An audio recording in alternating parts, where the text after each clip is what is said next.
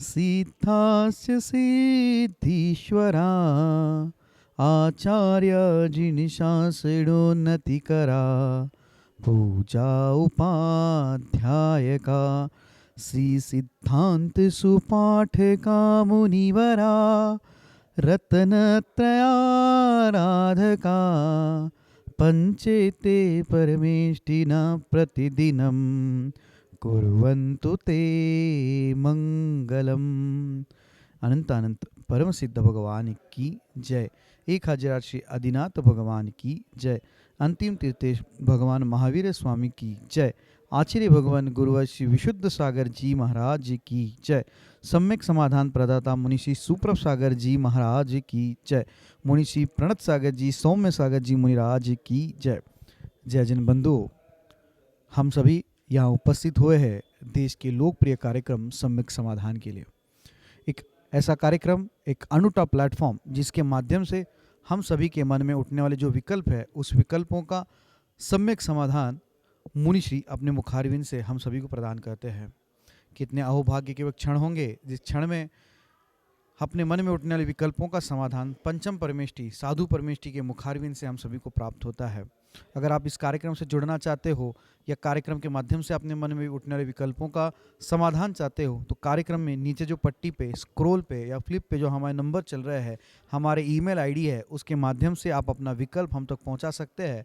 उस विकल्पों को एकत्रित करके मुनिषी तक पहुंचाया जाएगा। वो मुनिषी के मुखारविंद से हम सभी लोग सम्यक समाधान प्राप्त करेंगे। सम्यक समाधान के माध्यम से आप अपने विकल्पों का समाधान प्राप्त कर ही सकते हैं एवं उस विकल्प के कारण अन्य लोगों के मन में जो विकल्प है उसके विकल्पों का भी समाधान हम सभी प्राप्त कर सकते हैं। तो आप जल्द से जल्द अपने मन में उठने वाले विकल्पों को हम तक पहुंचाएं और हम सभी लोग उस विकल्प का सम्यक समाधान मुनिषी के मुखारविंद से प्राप्त करेंगे। मुनिषी के चरणों में नमोस्तु करते हुए आज के उस कार्यक्रम को, लोकप्रिय कार्यक्रम की शुरुआत करते हैं। मुनिषी प्रणत सागर जी महाराज से निवेदन करते हैं कि हे स्वामी, आज के कार्यक्रम को गति प्रदान करते हुए संचालित करें। नमोस्तु नमोस्तु नमोस्तु।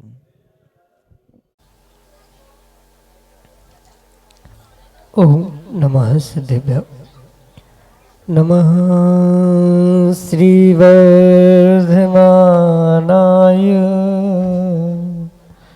निर्धूतकलिलात्मने सालोकानां त्रिलोकानां यद्विद्यादर्पणायते यद्विद्यादर्पणायते।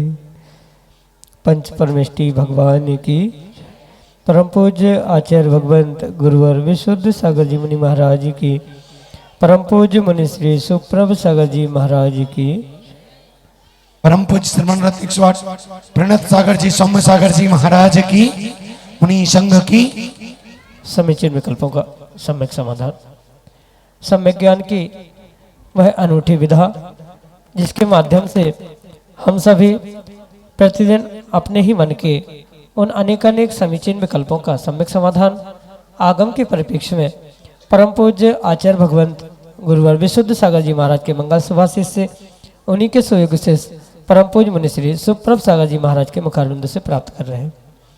देश के विभिन्न प्रांतों से अनेकानेक समीचीन विकल्प हमें प्रतिदिन प्राप्त होते हैं और परम पूज्य मुनि श्री उनका हम सबको सम्यक समाधान प्रदान करते हैं।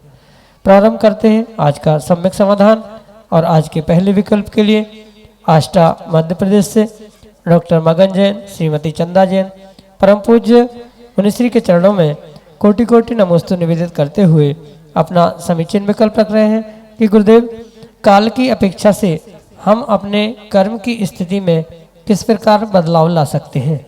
हमारे समीचीन विकल्प का सम्यक समाधान करने की अनुकंपा करें। नमोस्तु महाराज जी, नमोस्तु। ओम नमः सिद्धम। परम पूज्य आचार्य भगवान गुरुवर विशुद्ध सागर जी महाराज के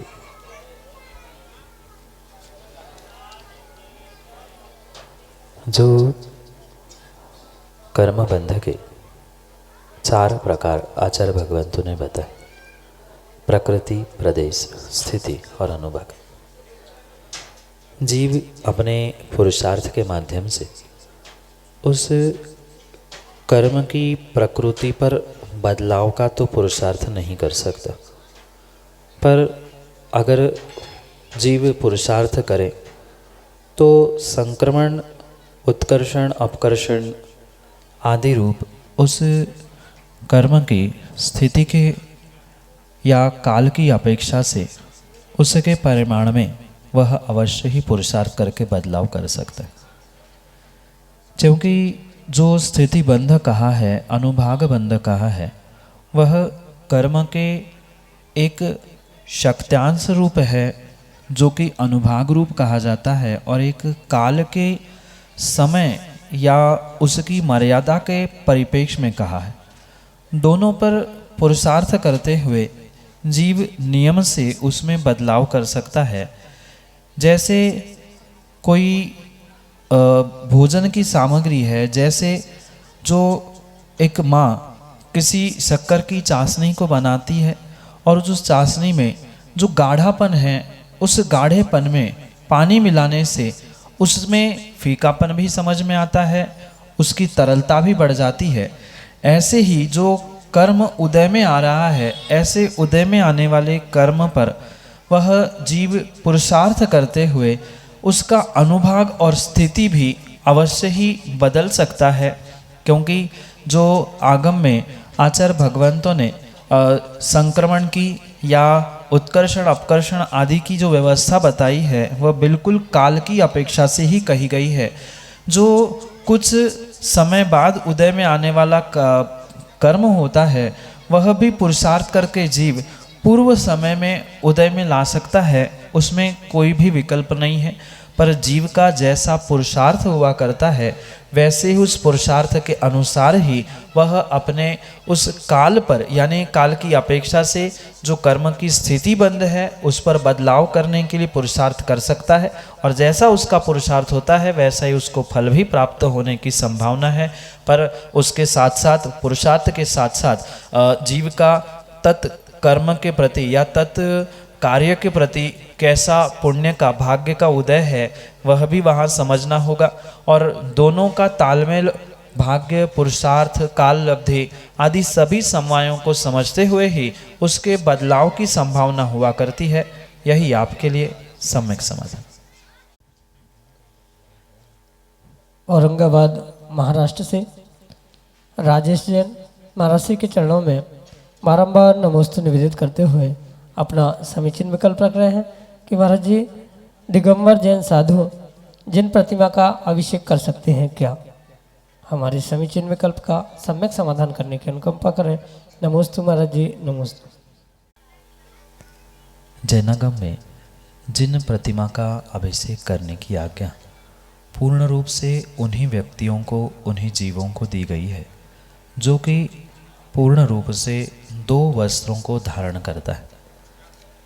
निर्ग्रंथ मुनिराज निर्वस्त्र निर्ग्रंथ होने से वह कभी भी किसी भी प्रकार से किसी भगवान की प्रतिमा आदि का अभिषेक नहीं कर सकते, किसी निर्ग्रंथ मुनिराज को दान आदि भी नहीं दे सकते।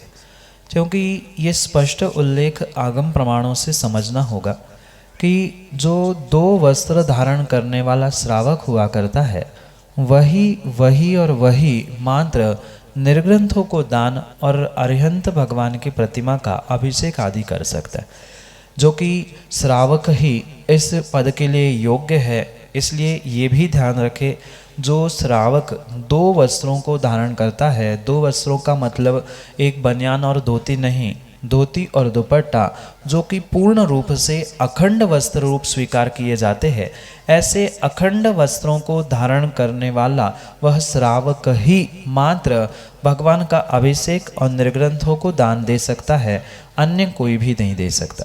वर्तमान में बहुत सारे प्रचलन उस सिले सिलाए कपड़ों का, धोती दुपट्टों का देखने में बिल्कुल आ रहा है, पर आगम के परिप्रेक्ष्य में यह किंचित भी उचित नहीं है। जिसमें कोई भी खंड नहीं है, कोई भी सिलाई नहीं है, वही वस्त्र धोके सूखने के बाद शुद्ध सोले का हो सकता है, अन्य कोई भी वस्त्र सोले का नहीं हो सकता। इसलिए ये विशेष बात ध्यान रखें कि श्रावक ही ऐसे अखंड दो वस्त्रों को धारण करता है, एक धोती और एक दुपट्टा के रूप में। वही पूर्ण रूप से भगवान का अभिषेक और निर्ग्रंथों को दान देने की योग्यता रखता है। यही आगम के परिप्रेक्ष्य में व्यवस्था कही गई है, जिसे वर्तमान में भी बहुत अच्छे से समझने की आवश्यकता है। और इसी कारण से निर्ग्रंथ मुनिराज दिगंबर होने से, वह वस्त्रधारी नहीं होने से किसी भी प्रकार से भगवान का अभिषेक नहीं कर सकते, ना निर्ग्रंथों को दान दे सकते हैं। हाँ, उनकी वैयावृत्ति साधु की करना भिन्न विषय है, पर साक्षात अपने हाथ से किसी निर्ग्रंथ मुनिराज के अंजलि पर ग्रास नहीं रख सकते। साथ में किसी भगवान की प्रतिमा का भी वह कभी भी किसी भी प्रकार से अभिषेक नहीं कर सकते। जिनके पास दो वस्त्र है, वह सर्वोत्कृष्ट श्रावक के रूप में स्वीकार करने वाले शुल्लक जी एक समय वह आहार भी दे सकते हैं, स्वयं के प्राप्त द्रव्य में से वह अभिषेक भी कर सकते हैं, क्योंकि उनके पास दो वस्त्र है। पर किसी भी प्रकार से निर्ग्रंथ मुनिराज भगवान का अभिषेक वस्त्र रहित दिगंबर होने से नहीं कर सकते।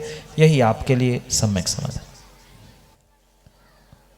अनीता जैन टीकमगढ़ मध्य प्रदेश से महाराज जी के चरणों में बारंबार नमोस्तु निवेदित करते हुए अपना समीचीन विकल्प रख रहे हैं कि महाराज जी, हम भावों की विशुद्धि कैसे प्राप्त करें। हमारे समीचीन विकल्प का सम्यक समाधान करते हुए हमारा मार्गदर्शन करने की अनुकंपा करें। नमोस्तु महाराज जी, नमोस्तु। भावों की विशुद्धि को प्राप्त करने के लिए जीव को स्वयं से ही पुरुषार्थ करने की आवश्यकता है, क्योंकि भावों की विशुद्धि, परिणामों की विशुद्धि किसी भी प्रकार से किसी दुकान से, कहीं चैत्यालय मंदिर या कहीं अन्यत्र बाहर स्थानों से प्राप्त होने वाला नहीं। भावों की विशुद्धि को प्राप्त करने के लिए जो जीव कार्य कर रहा है, उस कार्य में सबसे पहले उसे एक निर्विकल्पता लाने की आवश्यकता है। क्वचित कदाचित कोई विकल्प लेकर अगर जीव वह कार्य करता है, तो वह कभी भी अपनी भावों की विशुद्धि को प्राप्त नहीं कर सकता। जैसे माना कि अगर जीव उस अभिषेक पूजा को कर रहा है और पूजा अभिषेक करते समय उसे ये विकल्प सता रहा है कि मैं 2 पूजा करूं कि 4 पूजा करूं, समय इतना सही बचा है आदि, जो भी विकल्प उसे प्राप्त हो रहे हैं, वह विकल्प की दशा कभी भी विशुद्धि देने वाली हो नहीं सकती। इसलिए निर्विकल्प दशा को प्राप्त करते हुए भावों की विशुद्धि को प्राप्त किया जा सकता है। इसलिए कोई भी कार्य करते समय जो भी विकल्प, चाहे अच्छे विकल्प हो चाहे बुरे विकल्प हो, चाहे शुभ विकल्प हो चाहे अशुभ विकल्प हो, अशुभ विकल्प तो फिर भी लोगों को और जीवों को समझ में आते हैं, पर शुभ विकल्प भी कहीं न कहीं जीवों के लिए विशुद्धि के रास के लिए निमित्त बन सकते हैं। चाहे वह पापों का विषय हो, चाहे वह किसी देवशास्त्र गुरु के शुभ क्रियाओं को लेकर विकल्प सता रहा है, विकल्प आना यही विशुद्धि का रास करने का निमित्त हो सकता है। इसलिए भावों की और परिणामों की विशुद्धि को प्राप्त करने के लिए सर्वश्रेष्ठ साधन और कार्य अगर कोई है तो मात्र निर्विकल्पता को प्राप्त करना। जैसे पूर्ण रूप से निर्विकल्पता दिगंबर साधु या 8वें 10वें गुणस्थान के आगे प्राप्त होती है, वैसे पूर्ण रूप से संसारी जीवों को निर्विकल्पता प्राप्त होना संभव बिल्कुल नहीं होने पर भी ये ध्यान रखना होगा कि जो अन्य विषयों को लेकर विकल्प सता रहे हैं, उस क्रिया को छोड़कर या उसमें भी विकल्प सता रहे, उसमें न्यूनता लाना, जो बहुत संकल्प विकल्पों के साथ कार्य किया जा रहा है, उन संकल्प विकल्पों के परसेंटेज को कम कर लेना, यही क्रम से आपकी विशुद्धि को बढ़ाने के लिए निमित्त हो सकता है। दूसरा निमित्त, उस विशुद्धि को प्राप्त करने के लिए आपको अपनी कषायों पर भी थोड़ा सा नियंत्रण करने की आवश्यकता है। किसी भी प्रकार से संकल्प विकल्प होने पर वह कषायों से आपूरित होना या कषायों से अपने आप को उलझा देना, ये उस विशुद्धि के रास के लिए दूसरा कारण भी हो सकते। इसलिए आप पुरुषार्थ निर्विकल्पता के साथ साथ कषायों से भी रहित होने का करना। क्योंकि जितना जितना कसायों के साथ व्यक्ति जीता रहेगा, तड़पता रहेगा, उतना ही वह अपनी विशुद्धि से अशुद्धि की ओर बढ़ता जाएगा। ये जितने जितने विभाव परिणाम रूप भावों के या जीवों के बताए गए हैं, चाहे कर्मों के निमित्त से, कसायों के निमित्त से, प्रमाद के निमित्त से, इन सब से बचते हुए ही जीव अपने भावों की विशेष विशुद्धि को प्राप्त कर सकता है। इसलिए इन बहिरंग निमित्तों के साथ साथ अंतरंग जो निमित्त है, उन अंतरंग निमित्तों को भी अपने आप से इस पापों से भी अपनी रक्षा करते हुए भावों से उससे बचने का प्रयास किया जाएगा, तो नियम से भावों की विशुद्धि को आप अवश्य ही प्राप्त कर सकते हैं।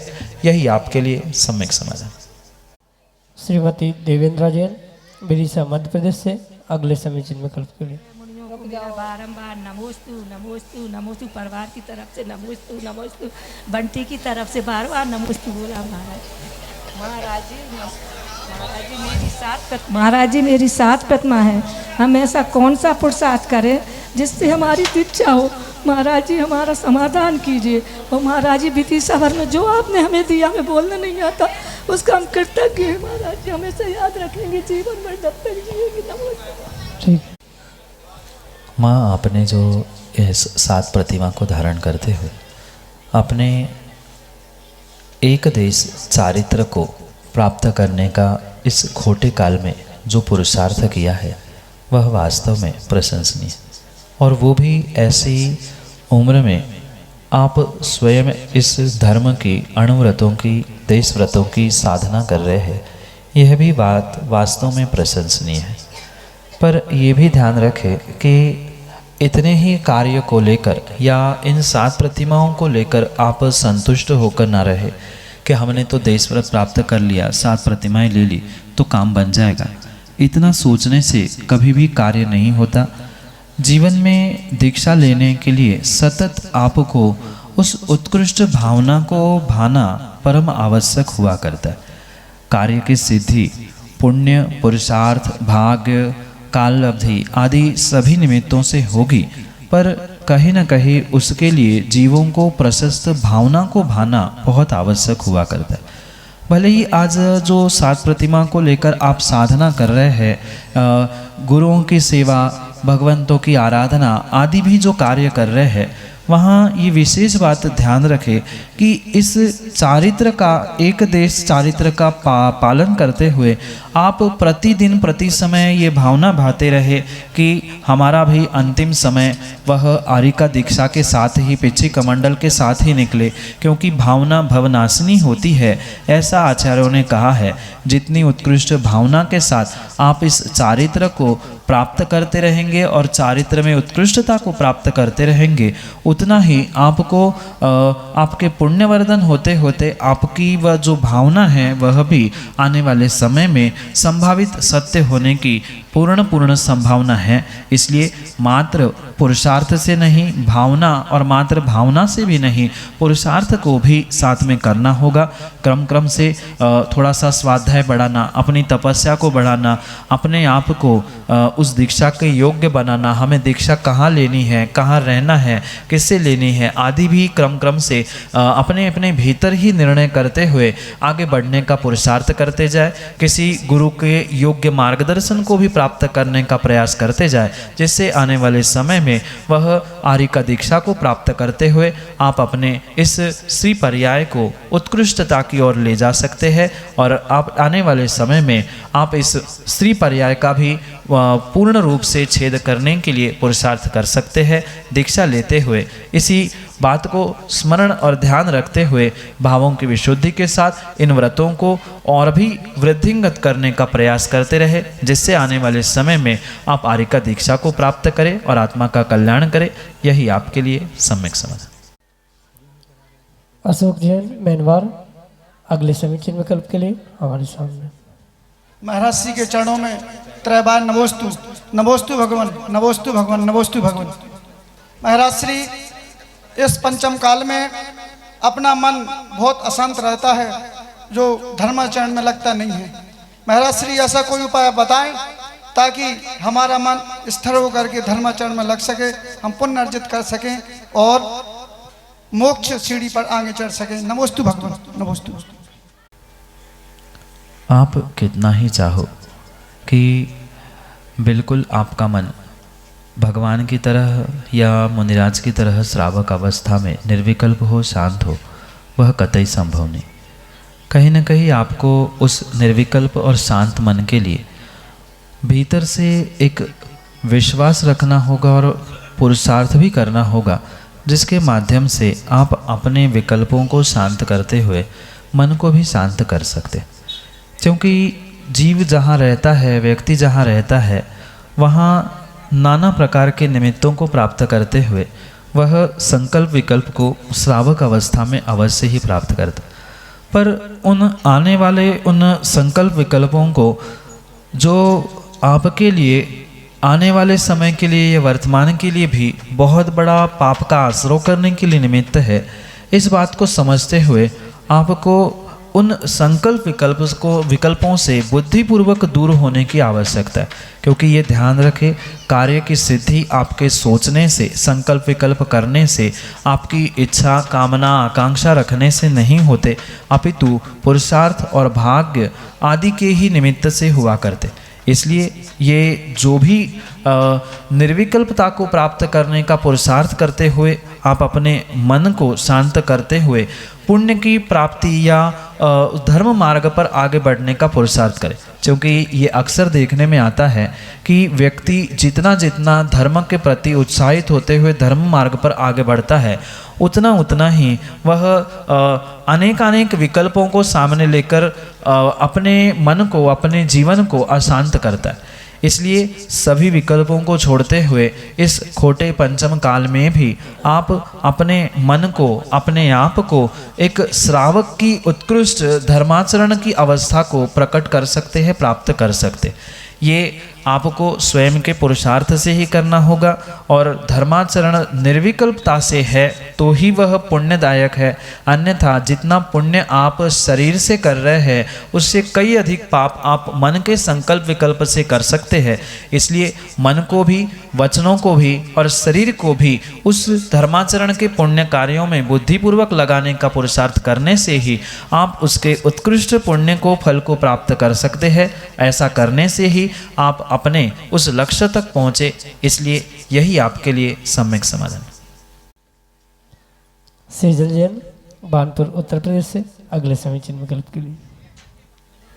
महाराज श्री के चरणों में त्रयवार नमोस्तु निवेदित करते हुए महाराज श्री, हमारा विकल्प यह है कि जैन शास्त्रों के अनुसार विवाह के लिए कुंडलियों का मिलान करना अनिवार्य होता है। महाराज श्री, हमारे विकल्प का सम्यक समाधान करने की अनुकंपा करें। नमोस्तु महाराज श्री, नमोस्तु नमोस्तु।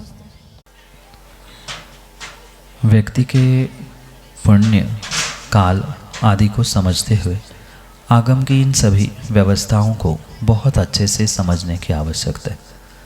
भले ही कुंडली देखना, ज्योतिष, भविष्य आदि सभी निमित्त नैमित्तिक संबंधों से जीव को, जीव के परिणामों को और जीव के जीवन को प्रभावित कर सकते हैं।